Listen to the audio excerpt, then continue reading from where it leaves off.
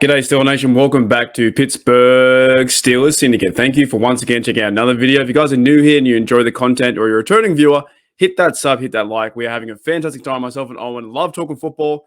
But yesterday, guys, we had yesterday off. It was quite refreshing to wake up Monday morning for myself. I wake up at like 3 a.m. in the morning to watch Steelers football. Next week's versus the Jets, I will be waking up at 4 a.m. to watch the game. So it was quite nice to have, no Steelers football, sit back, relax, and watch all the games. We saw the Bengals beat the Jets, which we hope can do next week too. We saw the Ravens take care of business versus the Pats. And of course, the Browns took care of us. But with everything going on, and I know myself, I read a comment the other day that I had on Steel Nation Australia. And they said to me, there is a lot of doom and gloom per se, a lot of negative vibes right now with the Pittsburgh Steelers organization. And a lot of videos I look back at was, start Kenny, Trubisky's the worst quarterback. They need to fire Matt Canada. Now, while all that may be true in Steeler Nation, that might be true, right? The Steelers are still sitting third place in the AFC North. They're 1-2. They beat the AFC North champs and AFC champions, the Bengals, who are also 1-2. The Browns are only one game ahead of us. That's fine. We can split with them, hopefully, down in the last game, come to the regular season. And there could be starting Kenny back then. But I wanted to maybe try and bring up some positives, because it's really easy to talk about the negatives. The negatives, in my opinion, are Trubisky. I think he needs to do better. The other negatives are Canada's system. What is it? I think that needs to be better. He is ranked 30th and 32nd in a lot of categories with time possession and the offensive yards. I think overall the offense needs to wake up 110%. But this video, guys, if you enjoy the content, hit that sub, because we're going to talk about the positives about our Pittsburgh Steelers. Firstly, I want to go to defense first. I want to go to defense, and I want to go to talk to a bloke who came from Jacksonville. And you go and look at this guy's stats. I think you already know who I'm talking about. Miles Jack from Jacksonville. He talked about in the offseason how he wanted to join a legendary defense, that is the Pittsburgh Steelers. And right now they're playing way too many snaps on defense. But this guy is playing out of his mind, right? He's played 3 games already, 19 solo tackles, 16 assisted, and a total of 35. 35 tackles in 3 games. So averaging 11, 12 tackles a game. He's everywhere. He's been phenomenal on the defense. Tackle for loss 2, pass deflections 1. He's running around the field, and he's a bright spot in this defense, right? And a bright spot as well for the Brian Flores hire at linebackers coach. Because, of course, you have Miles Jack and Devin Bush and those fellas, and Robert Spillane, rotating with those 2 guys there. But I wanted to bring them up because I thought, watching the highlights and watching some of the videos the last 3 weeks, Miles Jack is trying his heart out. And the big reason why he's got to make so many tackles is because the offense is not allowing to sustain those drives. And they are getting in the previous matchup versus the Browns, they're 1 for 9 on third downs. They can't continue that football down the field to score points and let the defense rest. So I wanted to give a shout out to Miles Jack, and let me know in the comments below what you think of Miles Jack's performance so far.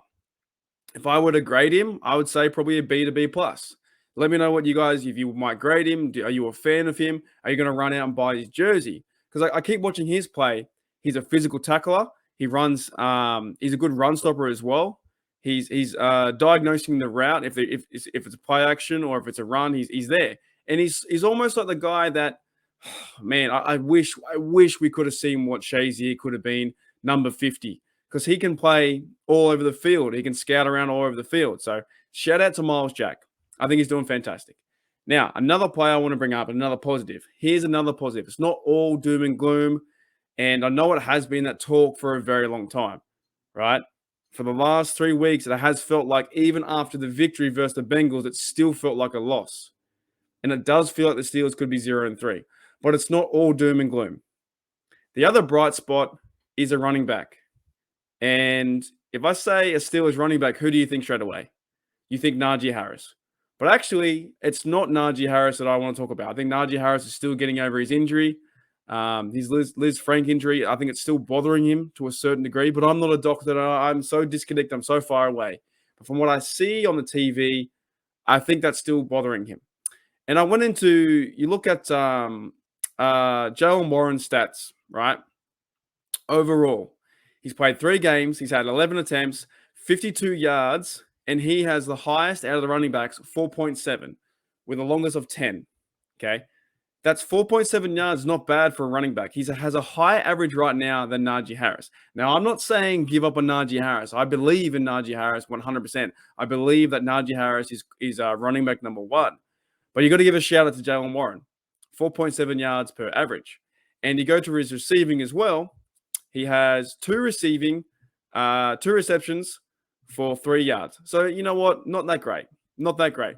But he did have 1 reception that should have been a 35, 40, 50-yard play until the lineman was ineligible downfield. So, guys, he's my other bright spot in this offense and in this team. Jalen Warren runs like a mighty Minnie Mouse, Maurice Jones-Drew, north and south. Give me the football. I'm going to run you over and get those 4.7 yards. He's a wrecking ball. He's wrecking ball Warren. I think he's a bright spot in this team. If we are to go versus the Jets, and it does turn into a run battle where we need to hold possession of the football, run Najee and run Warren. Get him into the mix. Matt Canada has to get these 2 guys into the mix.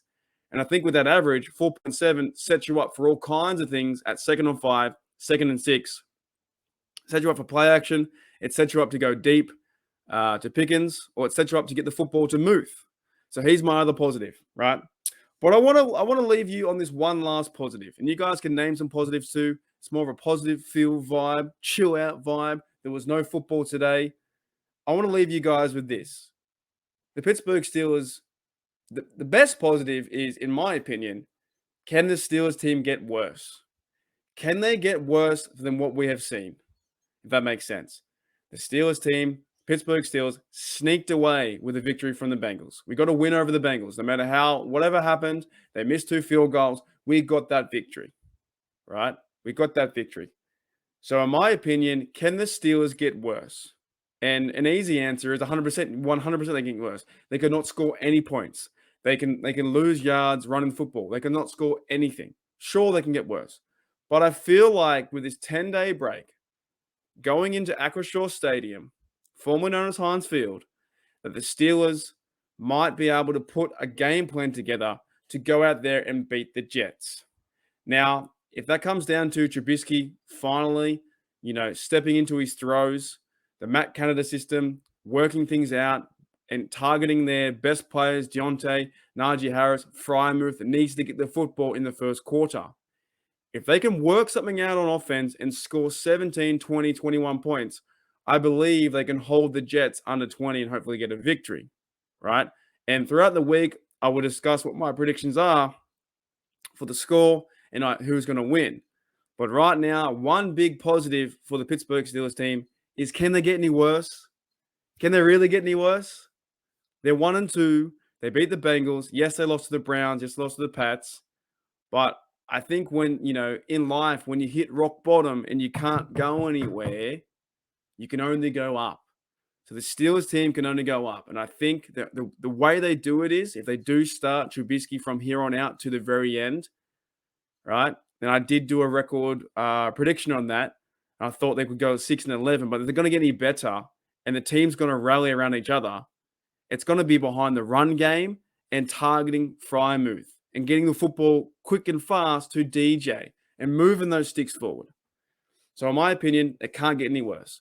So this might have been the 2 best losses this year to wake the team up, because we have a crazy, crazy road ahead of us.